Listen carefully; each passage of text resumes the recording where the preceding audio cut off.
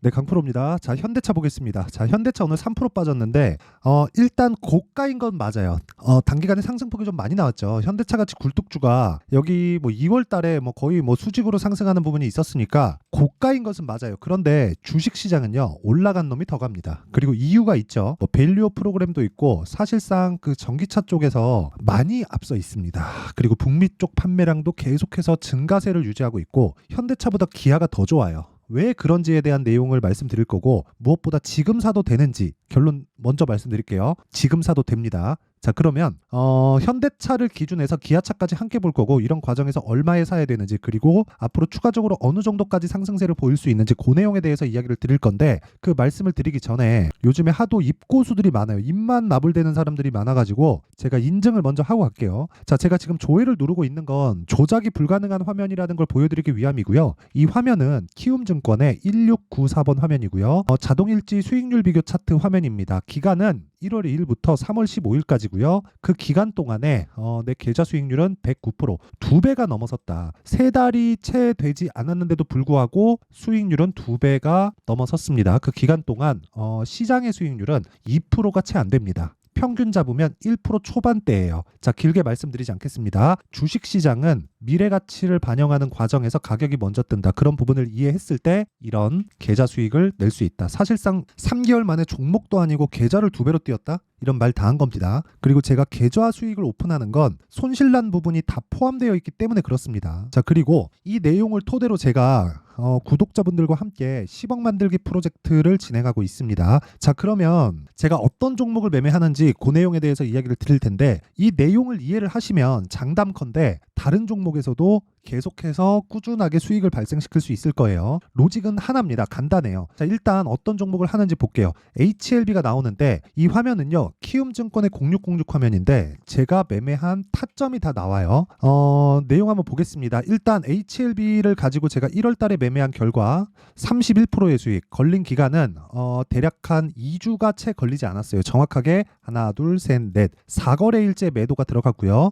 2월과 3월 달에 다시 매매한 결과 하나, 둘, 셋, 넷, 다섯, 여섯, 일곱, 정확하게 7일 걸렸습니다. 매수한 날까지 따져도 2주가 걸리지 않은데 어저께 또 샀어요. 그쵸? 그리고 그런 부분을 다 합쳤을 때 31% 수익 한 번, 18% 수익 한 번. 근데 모든 종목이 다 신고가 구간에서 거래가 됐죠. 그리고 이런 부분을 아까 전에 말씀드렸었던 10억 만들기 프로젝트에서 진행하고 있고요. 소통방에서 다 공유를 하고 있습니다. 자, 그리고 이 내용을 토대로 다른 종목을 어떻게 하는지 볼게요. 오늘 같은 경우에 그래요. HLB 제약, 서진 시스템, 해성 TPC 이렇게 진행되는데, 여기 나오는 특징점은 시장가 매수 8시 50분, 장 시작 전에 다 공유가 됩니다. 자, 그러면 여기서 HLB 제약만 한번 볼게요. 자, 내용 한번 보겠습니다. HLB 제약 오늘 7.4% 상승 마감이 됐고요. 시가 공략이 정확하게 이루어졌습니다. 3550원. 그런데 며칠 전에 제가 19%의 수익을 추가적으로 냈어요. 그렇다는 건 HLB를 보유하고 있었을 때죠. HLB의 물량이 많이 들어가다 보니까 주식 투자를 해본 사람들은 알 겁니다. 그 주식 투자를 안 해본 사람들이 올라가는데 계속 사라 그러는 거지, 해본 사람들은 그거 못해요. 무서워서 못합니다. 저도 마찬가지예요. 그래서 제가 종목을 찢어놓은 거예요. HLB와 HLB 제약으로. 왜? HLB는 신약 개발 쪽을 맡고 있고요. HLB 제약은 판권을 가지고 유통을 맡고 있습니다. 이 끝이에요. 그렇죠?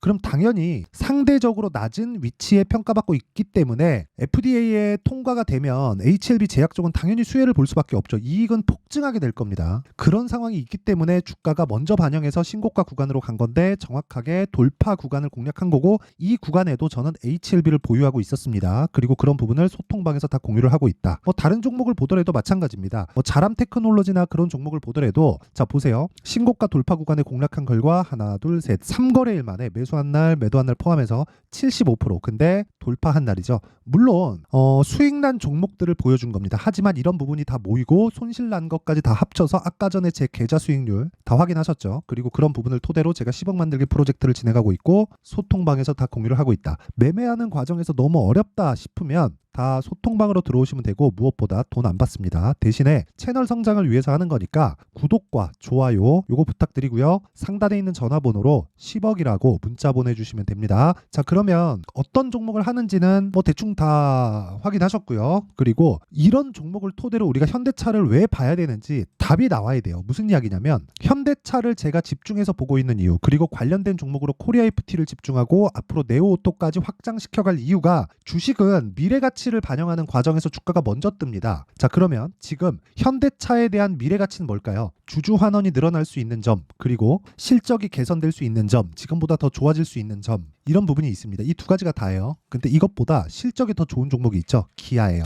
그쵸? 기아가 어떻게 됐습니까? 12월 달에 신고가를 갔다. 그리고 현대차는 2월 달에 신고가를 갔다. 이 끝이에요. 그쵸? 이 끝입니다. 그리고 이 내용을 토대로 우리가 볼 수 있는 건 연관되어 있는 종목까지 간다는 겁니다. 자, 우리가 선반영에 대한 이해를 한번 해봅시다. 주식시장은 시세가 올라가는 과정에서 무조건 미래의 가치를 땡겨다 쓰는 겁니다.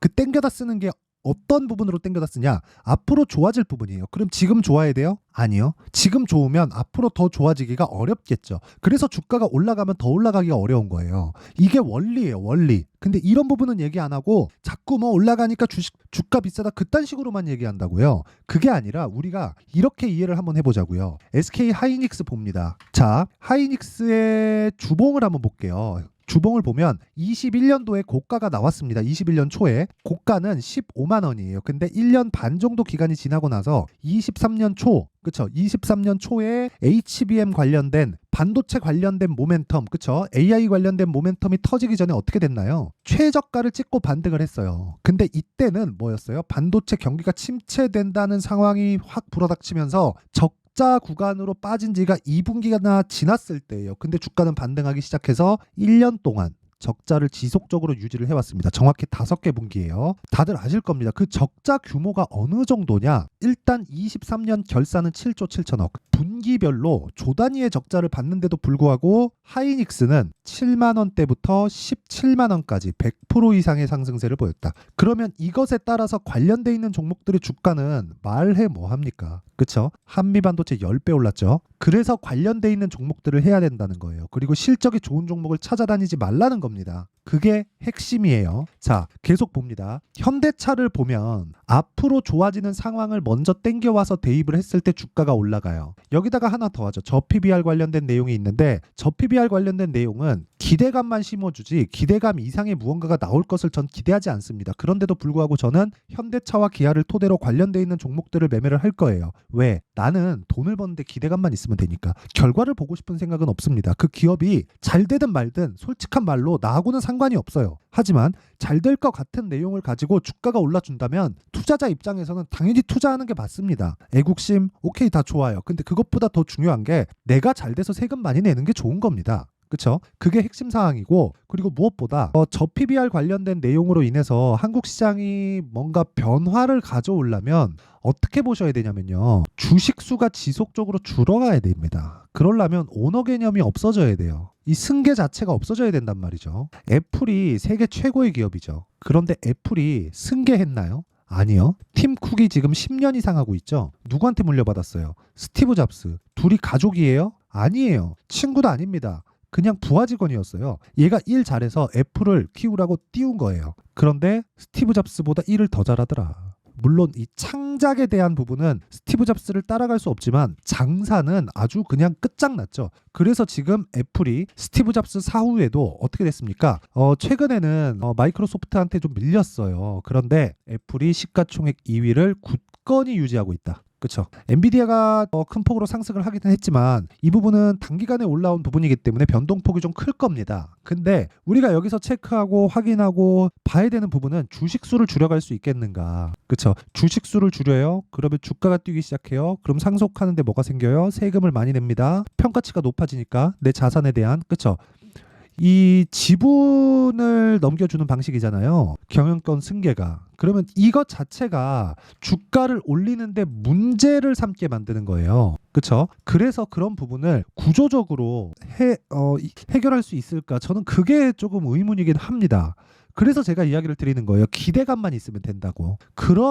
그런 정도만 하더라도 주가는 올라요. 그게 제가 하고 싶은 이야기입니다. 결과가 어떻게 나오는지는 오케이 나와봐야 아는 거 아닙니까? 나와봐야 알아요. 그 나오기 전에 결과가 한국 주식시장의 밸류어 프로그램이 이렇게 나올 거다 해가지고 뭐가 바뀐다고 한들 나한테 뭐 와요? 근데 바뀔 것 같을 때 내가 먼저 투입해 있으면 그 구간에서 내가 수익을 발생시킬 수 있잖아요. 그러면 시작점이 언제가 되는 거예요? 확인하는 과정, 즉 신고가 구간이라는 거죠. 그랬을 때 아까 전에 보셨던 제 계좌 수익률, 사실 이게 말이 됩니까? 3개월 동안 종목을 어떻게 운 좋게 하나 잡아가지고 막 2배씩 3배씩 먹은 것도 아니고 계좌의 평균 수익을, 여기 보세요. 손실 난 부분도 있죠.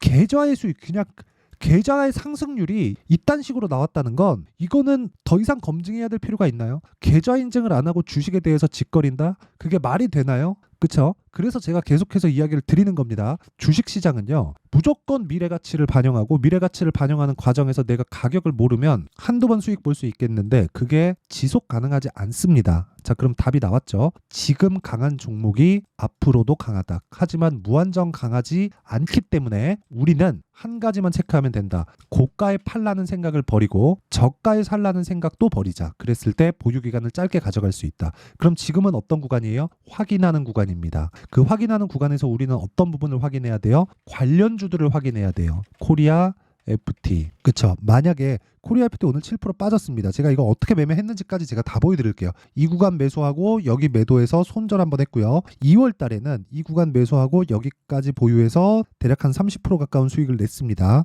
근데 그 베이스에 있는 게 현대차였다는 거예요. 현대차가 지금 가격을 버텨주고 있는 한 자동차 쪽은 굉장히 큰 폭의 상승세를 보일 수 있을 겁니다. 간단해요. 미래 가치를 반영합니다. 실적을, 가격이 먼저 뜬다는 거죠. 실적보다. 그럼 현대차, 기아차가 뜬다. 현대차, 기아차의 실적이 좋아질 수 있다. 그러면 현대차, 기아차의 실적이 좋아지면서 관련주들, 그쵸? 부품사 벤더들의 실적이 좋아질 수 있다. 그런 부분을 가격이 먼저 반영한다. 끝이에요. 그쵸? 그러기 위해선 타점이 중요하다. 이게 원리예요. 근데 그 타점을 정확하게 어떻게 잡아야 되는지 그 내용은 흔들리잖아요. 가격이 계속. 정확한 타점에 대한 부분, 이런 부분은 흔들리기 때문에 어쩔 수 없이 소통방에서 진행을 할 수밖에 없다. 어떤 특정 가격대를 이탈하면 매수하세요. 이거는 그때 구간에 내가 손실 구간으로 접어드는, 즉 추세가 이탈하는 구간이면 어떡하죠? 그쵸? 그때 가면 판단이 또 달라질 텐데. 그래서 이야기를 드리는 거예요. 실시간 타점이 필요하면 소통방에 들어와서 어떤 식으로 가격 잡는지 보고 배우고,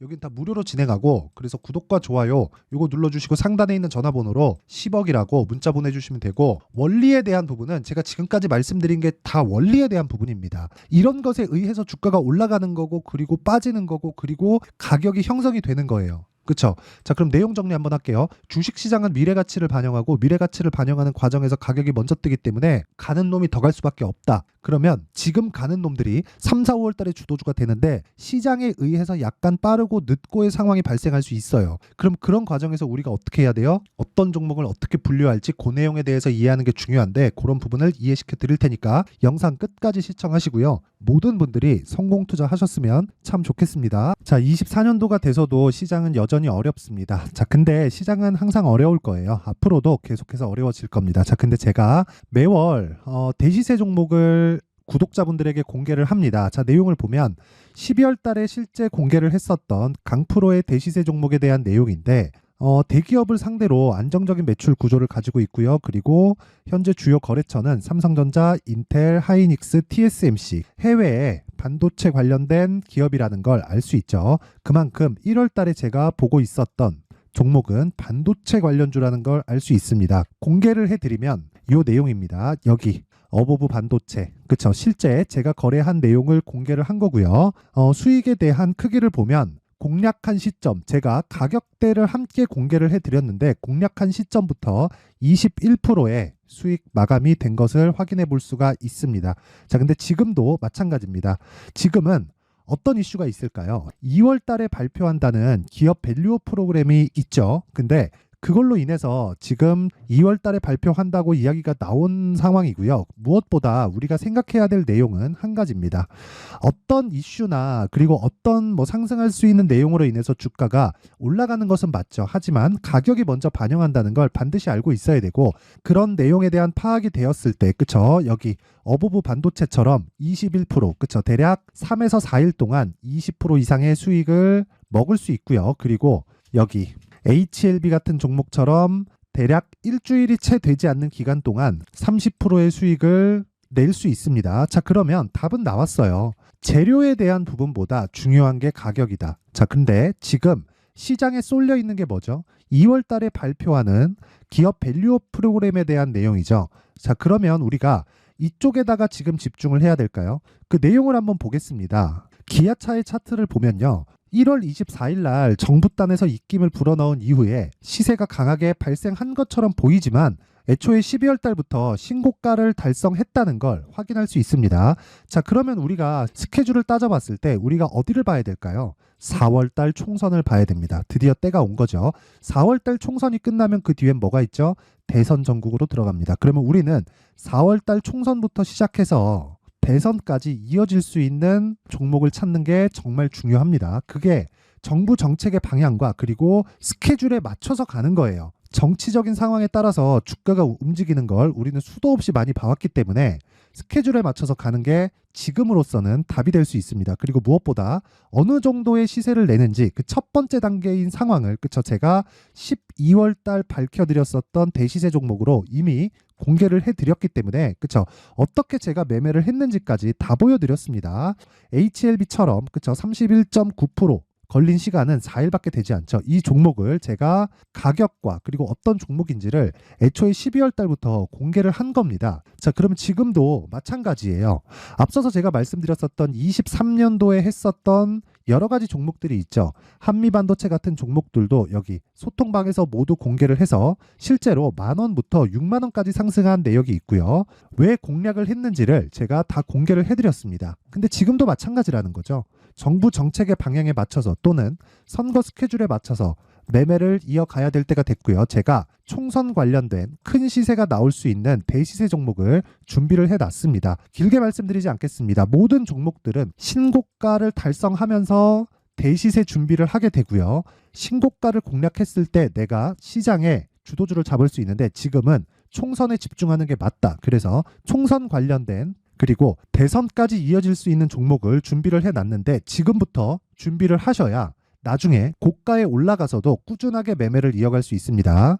자꾸 막 손절하고 매매하는 과정에서 너무 어렵다 하시는 분들은요. 이 종목 딱 받아가서 큰 수익 내셨으면 좋겠고요. 이 종목은 상단에 있는 전화번호로 대시세라고 문자를 보내주시는 분들에 한해서만 제가 총선 그리고 대선까지 이어질 수 있는 종목을 공개해 드리도록 할 테니까 상단에 있는 전화번호로 대시세라고 문자를 보내주시고요. 그리고 구독과 좋아요 꼭 좀 부탁드리겠습니다.